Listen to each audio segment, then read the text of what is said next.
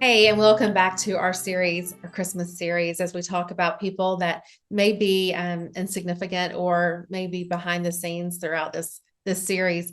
But today is a little new take on. Actually, we're not talking about a person as much as we are a place and actually traditions and methods. I mean, I don't know. We're going to see where this takes us. But as we looked about our list of people that we wanted to really talk about, the innkeeper came up, and then it listed some great conversations, because what we discovered is that the innkeeper, while it exists in our children's Christmas plays, as the person who tells Jesus there's no room in the inn, actually is not even mentioned in the Bible.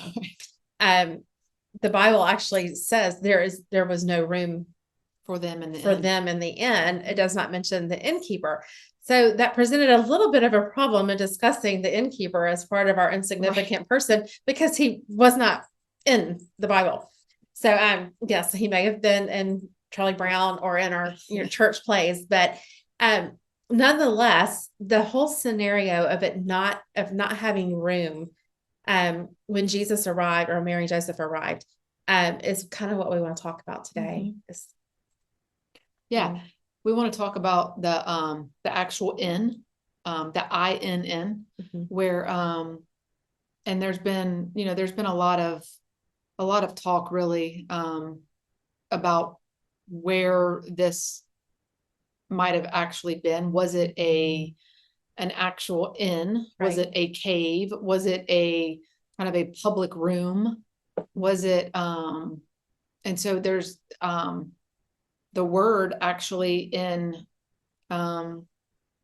doesn't give a ton of the Greek word doesn't give a ton of explanation of what that might have been, but it does mean guest room.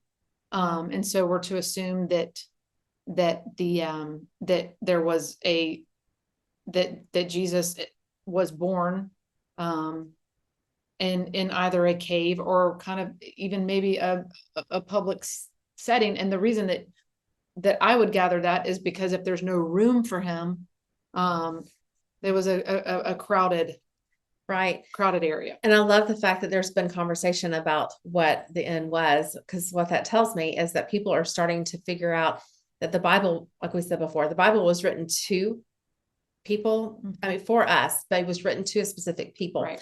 And so there was, as we start to dig into this, and we're wanting to know, what was the culture like? Did it look like the Motel 6 when they got there? That was full. And what we're understanding is, we talked about last week with the shepherds, there were very specific. There were very specific things that were of great importance and part of the fulfillment of a prophecy in this. And so as we go back and we look at the culture, the things that seemed random, like why this, why that, are very important to the story.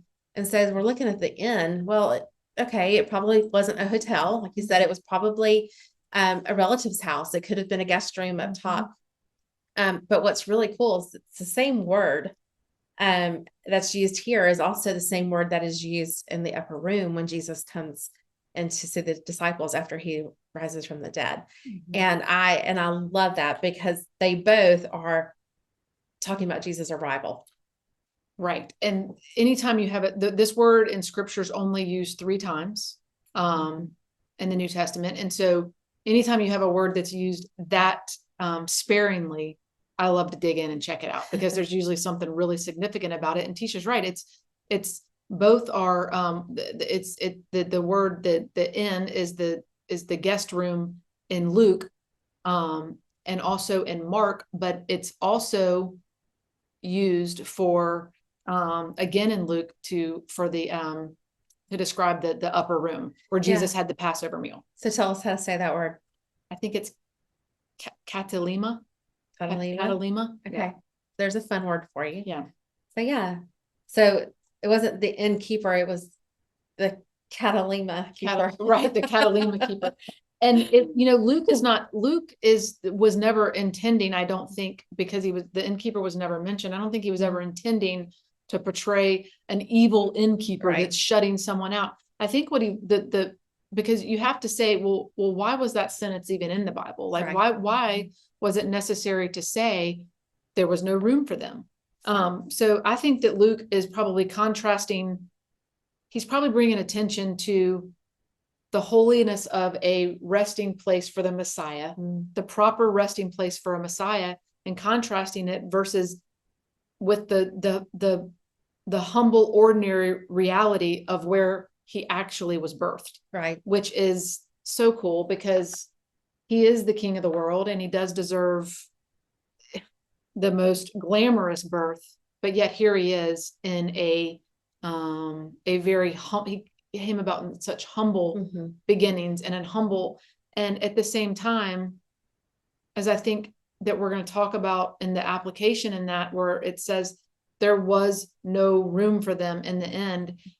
It was so crowded that they didn't have any room for the Son of God. And it's like, and during this season, and especially as we go about our lives, do we crowd him out? Do we make room for him? How much room is there for him in our hearts? So I think one of the challenges is for Christians is that if we have our traditions that we've set, like going to the Christmas Eve service, making a birthday cake for Jesus, all of that can be great things, but I'm telling you, I can do all of that without even really recognizing Jesus. 1,000%. I can show up and I can sing those songs. I can be planning my to-do list in my head. I making sure everybody's happy, making sure the kids are experiencing the things that I want them to experience, and get to the end and be totally exhausted and not worship Jesus one moment. Right. I can't tell you how many times I have sat in that Christmas Eve service holding my candle, thinking and singing Silent Night, thinking nothing about except what is going to happen the rest of the night, and what's it going to, do I have everything in order? Have I forgotten something? Have I, and truthfully, it doesn't matter.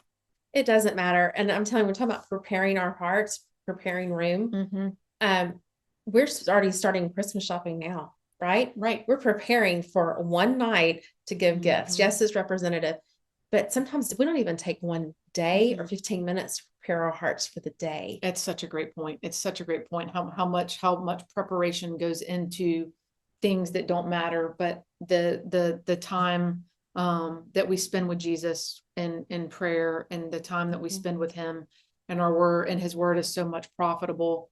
But we don't really prepare our hearts for his coming, for him to, and I think that is, I think that's exactly why that sentence in the Bible is in there that has caused so much discussion. Yeah. It's, and it might not have been even the proper discussion. There was a lot of focus on just this possible poor innkeeper who's not even mentioned. That's right. He's not even mentioned. I mean, he's great for our kids to wear the robe, but no, the point of it though, of do we make room for Jesus? There was no room for him then. Will that be said of me next year, that there was no room for him in my life this year? Am I focused on the things that have happened this year? A lot of people, there's hard things that happen in life. People lose their jobs, people lose loved ones. Marriages dissolve, marriages are hard. Family dynamics are super hard at these seasons. So is all my focus come around is my current life situation or what's been going on, or is it really on Jesus? Because I think our holidays would be a lot easier to swallow and to get through if our focus was on Jesus and not the circumstances of our life right now. Yeah. And the whole idea of this inn and the kind of the humbleness of it was really around a theme of poverty and rejection. And it's, God has a purpose for everything, but especially the birthplace of his son. It was not a mistake that there was no room in this inn. It was never a mistake, because God is so sovereign. And so it would have been, what a different story it would have been had he been something been suitable to his character or his status, which would have been his birthplace in a big palace or a big whatever, but God meets us where we are so much and speaks to us so much, and even in the birth of his own son, and say, in choosing a place that is such humble beginnings, and is of such rejection. And so I say that to say that this is a hard season, and there's a lot of remembering, I think, that is conjured up during this season, and probably some people, some painful memories, and it's not just always a super happy time for some. And so I think we need to be sensitive of that, but also, if you're going through something like that, remember that the Son of God was his birth story starts out with a theme of rejection. Right. And that sentence, there was no place for them in the inn. And so not only, I think, how are we making room for Jesus during this season? It's also possibly being sensitive to others that might feel like there's no room for them in our lives, or there's no room for them in their circle. Right. And being rejected from maybe parties, or being rejected because they've been in a just rejection in general. Just to be aware of a story that's bigger than what ours is in the mirror. Yeah, I think that's our whole theme, as we've talked about this last series, of going through these people. If you followed us all this whole month, is that we just got to get beyond ourselves and realize it doesn't have to be a grand stage.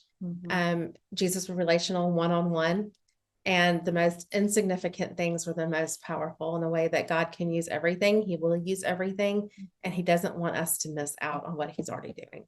Right. And, reach out to people.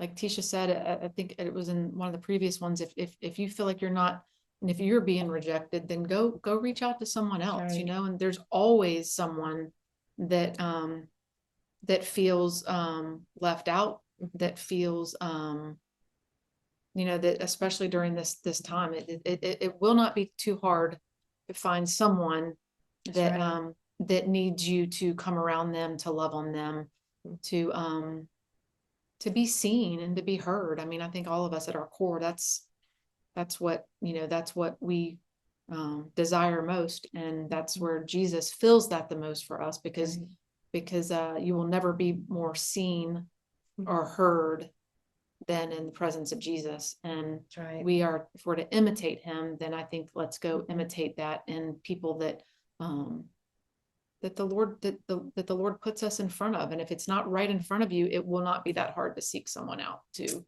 That's right. So we hope y'all have a Merry Christmas. Go find that person that nobody else has seen yet, and you can be that. We pray y'all have a wonderful season, and we'll see you in January.